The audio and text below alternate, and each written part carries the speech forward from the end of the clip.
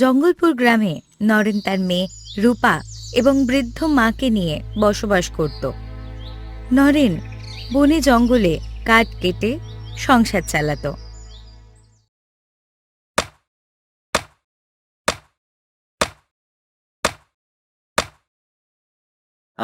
আর পারছি না, খুব গরম পড়েছে। মনে হয় গরমটা আজ বেশি পড়েছে। এই গাছটার নিচে একটু বিশ্রাম করে নেই। তখন গ্রামে এক প্রতিবেশী বলে, কি গো নরেন্দা, একা একা এখানে কি করছো? এমনিই বসে আছি রে, যে গরম পড়েছে কাজ করতে পারছিলাম না, তাই একটু গাছের নিচে জিরিয়ে নিলাম। ঠিকই বলেছ, এই গরমে একেবারে নেতা ব্যথা হয়ে যাচ্ছে। বৃষ্টি আসারও কোনো নামগন্ধ নেই। হ্যাঁ রে, বৃষ্টিটা আসলে গ্রামের সবাই একটু স্বস্তির পেত। তা এ সময় তুই কোথায় চললি? আর বলো না, এদিকে গরমের জ্বালা, অন্যদিকে বোর ঘ্যান ঘ্যান, আর ভালো লাগে না। ঘরে সবজি ছিল না, তাই আর কি সবজি কেনার জন্য বাজারে যাচ্ছিলাম। আচ্ছা বেশ, তাহলে যা, দেরি হলে বৌমা আবার রাগ করতে পারে। আর আমিও বাড়ি চলে যাই। নরেন বাড়ি এসে দেখে তার মা রান্না করছে। কি গো মা, তোমার রান্না কত দূর হলো? আমার যে খুব খিদে পেয়েছে। এই তো বাবা, এখনই হয়ে যাবে। আজ কি রান্না করছো মা? ঘরে তেমন কিছুই ছিল না। পুকুর ঘাটের পাশ দিয়ে দেখলাম অনেক কলমি শাক হয়েছে, তাই ওখান থেকে কিছু শাক এনে রান্না করলাম। তখনই তার মেয়ে এসে বলে, এই নাও বাবা জল। হ্যাঁ দে, গলাটা একেবারে শুকিয়ে যাচ্ছিল। বুঝলে মা, কালও হয়তো শাক ভাত খেয়ে থাকতে হবে। কেন রে বাবা, এমন করে কেন বলছিস? প্রচন্ড গরমের জন্য আজ বেশি কাঠ কাটতে পারিনি। তাতে কি হয়েছে বাবা? যা কাঠ কেটেছো তাতেই হয়ে যাবে আমাদের, তাই না ঠাকুমা? হ্যাঁ রে রূপা, একদম ঠিক বলেছিস। তুই এত চিন্তা করিস না বাবা, দেখিস কাল একটা না একটা ব্যবস্থা ঠিক হয়ে যাবে। বিধাতা কখনোই কাউকে না খাইয়ে রাখবেন না, ঠিক কোনো না কোনো ভাবে চলে যাবে। আমার রান্না হয়ে গেছে, স্নান সেরে আয়, আমি খেতে দিচ্ছি। ঠাকুমা, তুমি যা রান্না করো তাই আমার ভালো লাগে। তোমার হাতে জাদু আছে ঠাকুমা। শোনো পাগল মেয়ের কথা, আর একটু দেই। তুই তো ঠাকুমার হাতে হাতে একটু সাহায্য করতে পারিস নাকি? আমি করতে চাই, কিন্তু ঠাকুমা আমাকে করতেই দেয় না। ও তো এখনো অনেক ছোট। তাছাড়া কাজ করতে আমার কোনো অসুবিধা হয় না বাবা, বরং ভালোই লাগে। তোমার জন্য মা ওকে কিছুই বলতে পারি না। কিছু বলতে হবে না, আর চুপ করে বসে সবাই খেয়ে নে। খেতে বসে এত কথা বলতে নেই। রূপা ঠাকুমাকে লঙ্কা খেতে দেখে। ঠাকুমা, এই লঙ্কাগুলো তুমি কোথা থেকে পেলে? আমাদের বাড়িতে তো কোনো লঙ্কা গাছ ছিল না। হ্যাঁ রে মা, তুই ঠিক বলেছিস, আমাদের বাড়িতে ছিল না। আমি মালতীর কাছ থেকে চেয়ে এনেছি। যা লঙ্কা আছে তা দিয়ে কোনো রকম ভাবে চালিয়ে নিতে পারবো। ঠাকুমা, তোমাকে একটা কথা বলতে চেয়েছিলাম। হ্যাঁ বাবা, বল কি হয়েছে? পাকা পাকা রসালো মিষ্টি মিষ্টি আম খেতে খুব ইচ্ছা করছে ঠাকুমা। এই গরমের মধ্যে আম আর ভাত খেতে খুব মজা লাগে।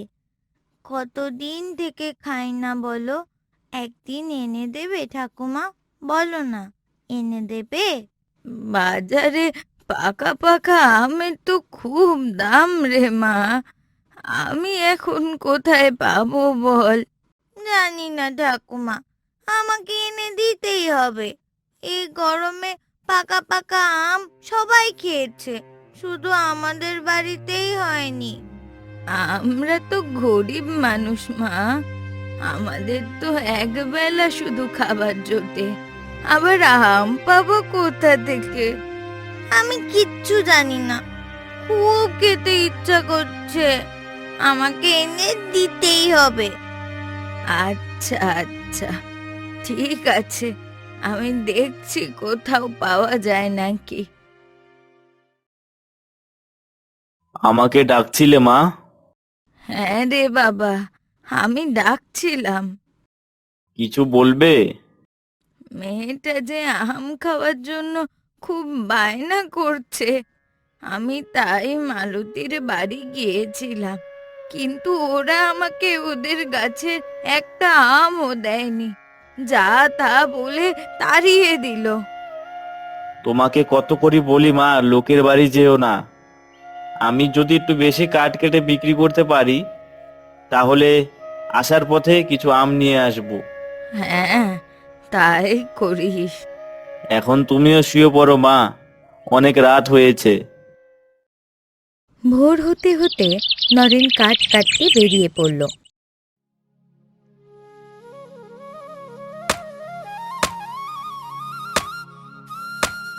অবশেষে সে কাঠগুলোকে কেটে বাজারে বিক্রি করতে গেল। তুমি অল্প কিছু টাকা পাবে, তোমার কাঠও তো ভালো নয়। ভালো করে দেখুন, সব কাঠগুলো ভালো আছে। অন্য দিনের তুলনায় আজকে অনেক বেশি কাঠ নিয়ে এসেছি। মুখে মুখে তর্ক করো না। যদি তোমার বিক্রি করার ইচ্ছা থাকে তবে বিক্রি করো, না হলে এখান থেকে চলে যাও। নরেন খুব ক্লান্ত থাকায় সেখানেই কাঠগুলো বিক্রি করে দেয়। এই নে তোর 50 টাকা। অগ্রিম 50 টাকা দিলে ভালো হতো, মেয়ের জন্য কিছু আম কিনে নিয়ে যেতাম। খেতে পায় না আবার আম কিনবে? বলি আমি কি টাকার কারখানা খুলে রেখেছি নাকি? যত সব ঝামেলা আমার এখানে এসে পড়ে। মহাজনের এরকম আচরণে নরেন খুব কষ্ট পায় এবং সে বাড়ি চলে আসে। এই নাও মা, ব্যাগটা ধরো। কাঠগুলো বিক্রি করে যে টাকা পেয়েছিলাম তা দিয়ে শুধু চাল আনতে পেরেছি মা। আমি তোর জন্যই অপেক্ষা করছিলাম বাবা, এদিকে আমাদের আলু ভাতে হয়ে যাবে। জানো মা, মেয়েটার কথা ভেবে খুব খারাপ লাগছে। আমি এখন এই হতভাগা বাবা, যে মেয়ের সামান্য ইচ্ছেটুকু পূরণ করতে পারছি না। কবে যে ফল এনে খাইয়েছিলাম তা মনেই নেই।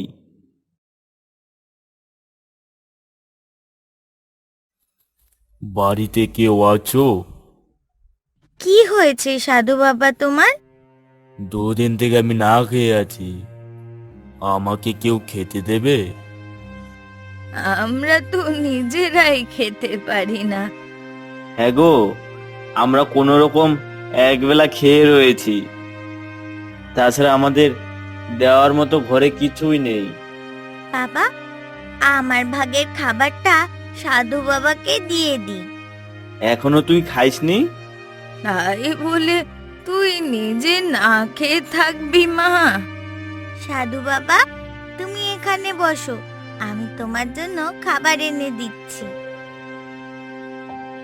এই বলে রূপা ভাতের থালাটা এনে দেয়। আজ আলু ভাতে আর ভাত হয়েছে, সাধু বাবা তুমি একটু কষ্ট করে খেয়ে নাও। সাধু বাবাটি খাবার খাওয়ার পর বলেন, তুই না খেয়ে আমাকে খেতে দিলি মা? আমি তোকে আশীর্বাদ করে যাচ্ছি, তোর মনে খাবারের প্রতি যা আশা থাকবে তা সহজেই পূরণ হয়ে যাবে। এই বলে সাধু বাবা চলে যান। ভালো লাগছে না আমার। কি হয়েছে বাবা তোমার? হাত পা সারা শরীর ব্যথা করছে। শরীরে খাটনি তো আর কম পড়ে না। বাবা, তুমি শুয়ে পড়ো, কালকে আর তোমাকে কাজে যেতে হবে না। কাজ না করলে সংসার চলবে কি করে? রূপা ঠিকই বলেছে, অসুস্থ শরীর নিয়ে কাজে যেতে হবে না। একদিন কাজ না করলে কিছুই হবে না। ঠিক সেই সময় গ্রামের জমিদার এসে হাজির হন। বাহ, সবাই মিলে বুঝি গল্পগুজব চলছে। আপনি এই সময়? সামনের রাস্তা দিয়ে যাচ্ছিলাম, তাই ভাবলাম একবার মনে করে দিয়ে যাই। আপনি কি মনে করে এখানে এসেছেন? নরেন আমার কাছ থেকে 200 টাকা ধার নিয়েছিল, যা এখন 500 টাকা এসে দাঁড়িয়েছে। আমার টাকা শোধ না করতে পারলে আমি এই ভিটে মাটি দখল করে নেব। তার প্রয়োজন হবে না, আমি আপনার টাকা সব শোধ করে দেব। এতটুকু মেয়ে এত বড় বড় কথা শিখেছে, মনে যেন থাকে 10 দিন।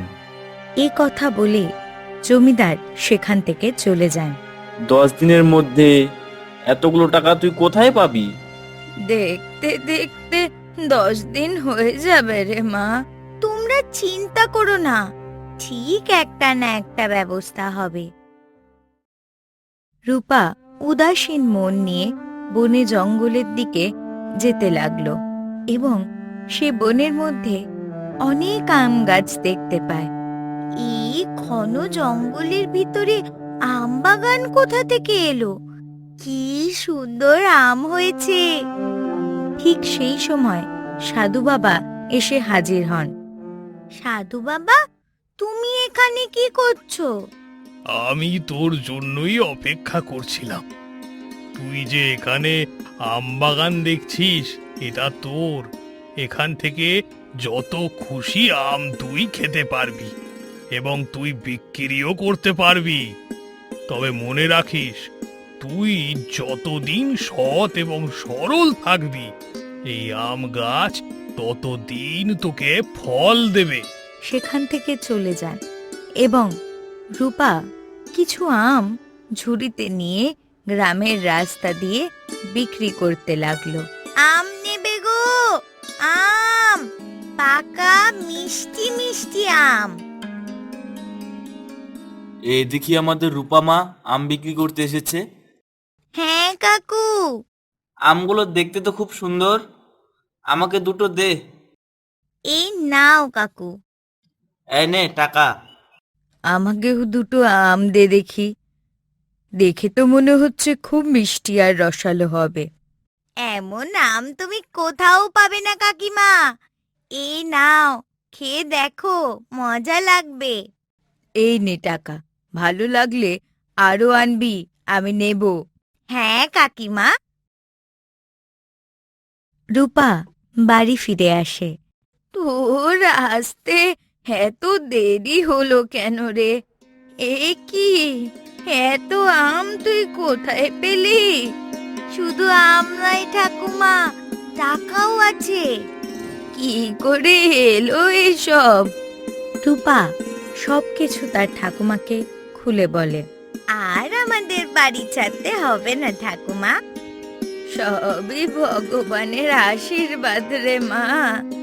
চলো ঠাকুমা, আমরা সবাই মিলে মজা করে আম ভাত খাই।